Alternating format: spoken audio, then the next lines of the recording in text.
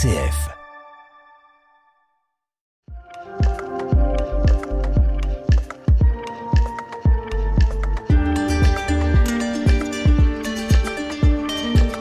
Je reçois aujourd'hui Monsieur Pascal Simon et Bruno Vecchi pour l'association Les Amis d'Henri Simon. Alors, je me retourne de suite vers vous.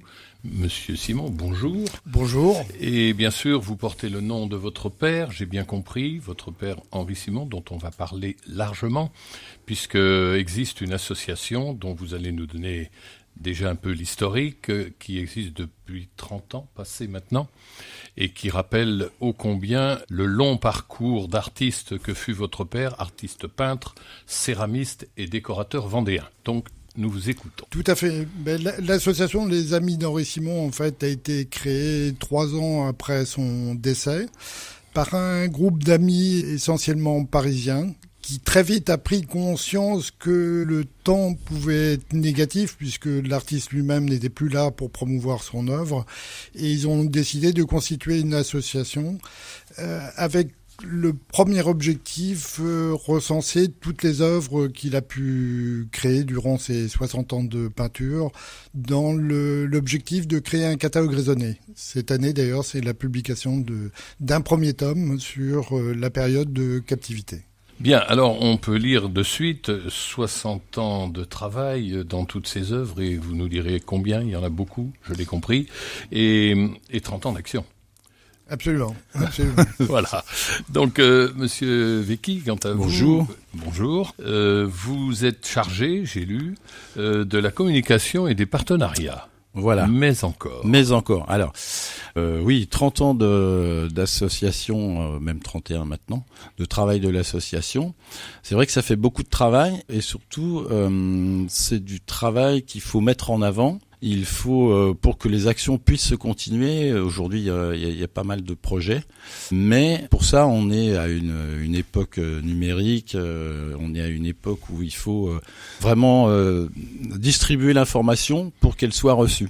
En fait, les gens ne viennent pas systématiquement. C'est vrai que sur Saint-Hilaire et les alentours, Henri Simon est un personnage quand même assez connu. Donc le travail n'est pas de dire est-ce que vous connaissez Henri Simon sur Saint-Hilaire, Saint-Gilles ou les alentours, mais de communiquer bien plus loin parce qu'il a fait donc les Beaux-Arts à Nantes, donc communiquer sur Nantes.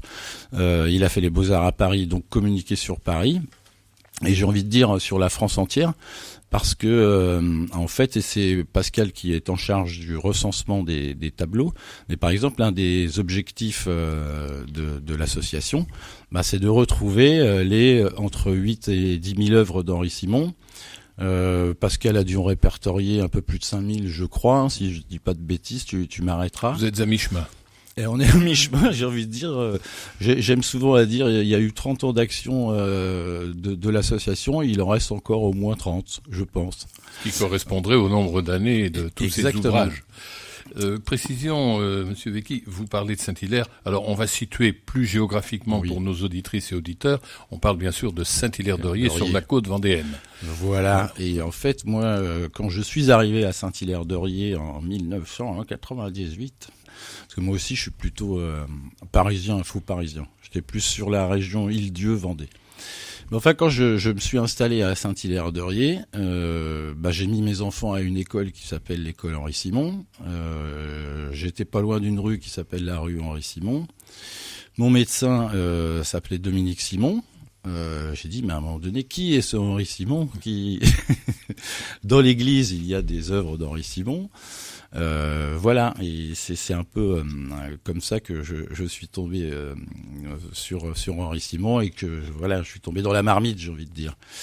Mais c'est vrai que Henri a travaillé beaucoup avec d'autres communes, j'allais dire.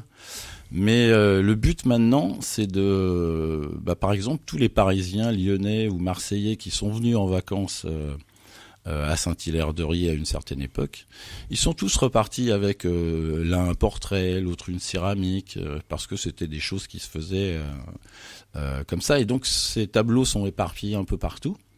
À nous d'appeler ces personnes, de rentrer en contact avec ces personnes, pour qu'ils puissent nous dire oui, moi j'ai un tableau, oui, moi j'ai une céramique, oui. Un véritable recensement. Un véritable recensement. Pour finalement, le but de l'association, parce qu'elle l'a dit, c'est d'éditer un catalogue raisonné de l'artiste, qui est compliqué quand on a entre 8 et 10 000 œuvres.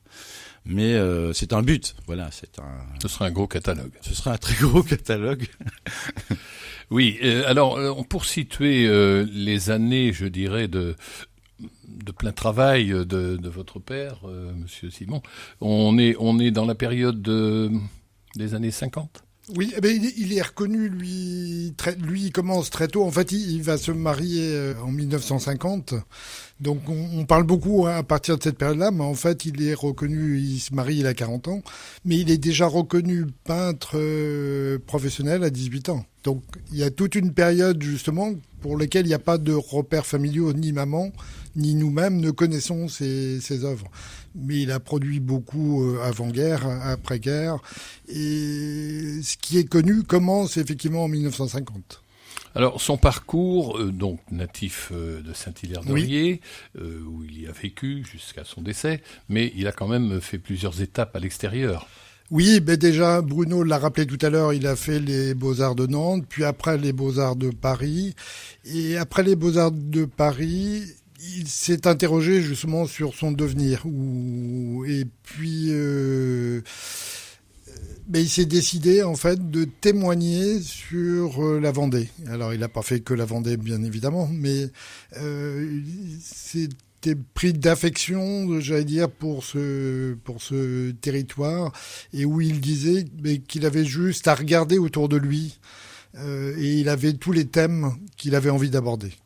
Oui, des thèmes différents, techniques. Alors, j'ai vu aussi qu'il utilisait pas mal de choses dans la façon de travailler. Vous pouvez nous en dire plus ? Il a travaillé pratiquement toutes les techniques, de l'aquarelle, le pastel, le fusain, l'huile, un peu de gravure aussi. L'encre également. L'encre, bien sûr. Je crois que toutes les techniques qui existent, il les a utilisées. Donc il a été, il faut le dire, reconnu. Vous parliez de la région parisienne qui, si j'ai bien compris, est un peu à l'origine de la création de cette association, en tout cas les premiers balbutiements. Oui, tout à fait, puisque c'est un groupe de Parisiens qui a fédéré bien évidemment des Vendéens, mais c'est un groupe de Parisiens au départ qui a constitué l'association. Alors, pour Paris, juste une remarque, il a toujours gardé aussi, il exposait régulièrement à Nantes et à Paris. Il a toujours gardé quand même, pas un pied-à-terre, mais il a gardé une relation avec Paris. En tant que peintre professionnel, il savait très bien que c'était incontournable d'exposer régulièrement à Paris. Et donc, peintre reconnu. Absolument. Oui, alors justement, la structure de l'association, parlez-nous un petit peu de ce qu'elle est aujourd'hui, enfin après ces 30 années passées. C'est une structure, je dirais, assez simple. Je vais peut-être passer la parole à Bruno. Oui, alors ça aussi c'est de la communication, c'est-à-dire que la structure elle est assez simple. Il y a un bureau constitué d'un président, Pierre Mégros, je ne vais pas citer tout le monde. On est entre 150 et 180 adhérents. Bien sûr, comme toutes les associations, on a connu mieux. On était jusqu'à plus de 200. Et aujourd'hui, justement, on fait un appel en fait à de nouveaux adhérents parce que en fait, ça permet un relais. Plus on est d'adhérents, plus ça permet un relais. Et alors justement, nous, on a un système où il y a des représentants de villes, entre guillemets, un représentant. Par exemple, on a une personne qui est au Sable, on a une personne qui est à Saint-Jean-de-Mont, on a une personne qui est à Paris. Voilà, et on essaye de constituer en fait un réseau, une toile, voilà, mais pas que numérique, et voilà, la structure c'est celle-ci, et comme toutes les associations et surtout culturelles, le souci c'est d'attirer de la jeunesse, voilà, parce que c'est vrai qu'on a des adhérents vieillissants. Et nous, on souhaite, je lance un appel, je souhaite de la jeunesse. Écoutez, la présence ici aujourd'hui de RCF qui couvre l'ensemble du département. Parce que merci à vous. Si je vous écoute bien, on est plutôt axé un peu plus sur la côte, ce qui peut tout à fait se comprendre. Oui. Mais vous savez qu'il y a aussi un magnifique bocage en Vendée. Et que donc, je suis convaincu qu'il peut y avoir déjà des connaisseurs Ouais. et des adeptes. Alors effectivement, on en parlera à la fin de l'émission, mais vous serez en mesure de nous donner la manière dont on peut vous joindre, certainement. Oui. Alors, j'ai vu aussi dans vos documents, d'ailleurs très très copieux et qui donnent de très bons éclairages, tout Merci. simplement, vous avez de nombreuses actions. Et depuis beaucoup d'années. Oui, c'est vrai. Alors je reprends le flambeau de certains projets qui ont été initiés bien avant moi. Mais c'est vrai que par exemple les restaurations de certaines décorations un peu impressionnantes en termes de volume et physiquement, qu'Henri a réalisé. Donc, alors les villes nous aident beaucoup à ça. Mais par exemple, en projet, on a la restauration d'une toile qui fait 4 mètres par 3. Et donc, ce projet-là, c'est pareil, il faut le mener en partenariat avec d'autres personnes ou d'autres collectivités ou d'autres même entreprises privées. Hein, si des entreprises ont envie de nous rejoindre pour leur permettre de valoriser leur nom, leur marque, voilà, et nous aider. Je pense que ça, je lance aussi un appel, il n'y a pas de souci. On a un projet aussi qui est un nouveau documentaire. Alors oui, on a déjà quelques partenaires, mais je ne sais pas si je peux les citer. Bien sûr. Bien sûr. Bien sûr. Ça fait toujours plaisir. Donc au moins l'Hyper-U de Saint-Hilaire-de-Riez qui nous a aidé sur le catalogue raisonné. Alors il y en a d'autres, mais il y a la ville de Saint-Hilaire bien sûr et la ville de Saint-Gilles. Mais voilà. Les médias également. Les médias, oui, vraiment. Voilà. Ouais, vraiment. Hein. Ouais. Ouest France, vraiment sans souci. RCF aujourd'hui. RCF qui nous a bon. déjà épaulé plusieurs fois, oui. Merci à vous. Et c'est vrai que on a un projet d'un nouveau documentaire à réaliser sur l'œuvre d'Henri Simon et les actions de l'association avec des gens qui ont connu des ITV, voilà, de personnes et de nouvelles images. Parce que c'est vrai que c'est une bible, hein, Henri Simon, c'est une caverne d'Ali Baba. Il y a beaucoup de choses. Il faut les restructurer et il faut que ce soit compréhensible pour la plupart des personnes. Bien sûr. Et on n'est plus très loin de la fin de l'émission, mais je reviens vers vous, Monsieur Simon, parce que vous êtes donc le fils d'Henri Simon, et vous avez certainement dû... Alors, vous avez bien connu votre père. Oui. Bien sûr. Et j'ai envie de vous demander un souvenir comme ça qui surgirait dans votre mémoire en compagnie de votre papa. Il y en a sûrement eu beaucoup, mais vous étiez sans doute admiratif. Est-ce que je peux dire ça comme ça ? Oui.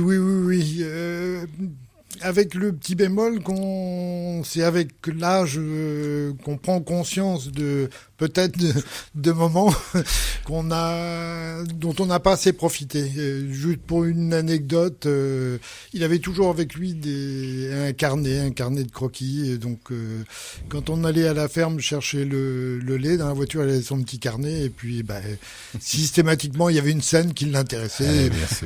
Les poules qui se battent, la vache qui passait, etc. Oui, il cueillait. Voilà. Et pourtant très très rapide. Mais à chaque fois, ça avait le don de tous agacer, parce que dépêche-toi, on a envie de rentrer. Oui, bien sûr. Réaction légitime. Voilà, mais avec le recul, comme vous dites. Exactement. On s'en souvient. Oui, mais on se dit on aurait pu profiter un peu plus de ces moments-là. Écoutez, en tout cas, moi je constate aujourd'hui, messieurs, que vous lui rendez un bien bel hommage. Et je suis convaincu que tout cela perdurera dans le temps. D'ailleurs, je profite, puisque nous sommes en tout début de cette nouvelle année, pour vous dire tout notre souhait et nos meilleurs vœux pour développer, vous en avez envie, j'ai bien compris, Monsieur Vecchi, et vous allez y parvenir, votre détermination vous trahit. Oui, en fait, c'est de la passion, hein, tout bêtement. Bien sûr. Mais on ne fait rien sans passion, monsieur. Voilà. Je vous en félicite en tout cas. Merci. Et puis nous allons arriver au bout de notre chemin, mais pas au bout de la route, elle est encore longue. Oh oui. Et en tout cas, merci d'être venu jusqu'à nous. Et pour finir, je vous le disais, on peut rappeler succinctement les coordonnées de manière à pouvoir vous joindre. Là, du coup, c'est assez simple. Il suffit d'aller sur le professeur Google, hein, et puis de taper Henri Simon artiste ou Henri Simon peintre. Voilà, on a 2 sites internet, donc henrisimon.fr et henrisimonartiste.fr, un Facebook, un YouTube, un compte Pinterest, un compte Instagram. Voilà, on essaie de communiquer le plus possible. Donc rejoignez-nous et surtout demandez-nous des infos. J'ai mon numéro de téléphone partout, Bruno Vecchi. Voilà, je vous attends avec impatience. Merci, messieurs. Merci à vous. Merci.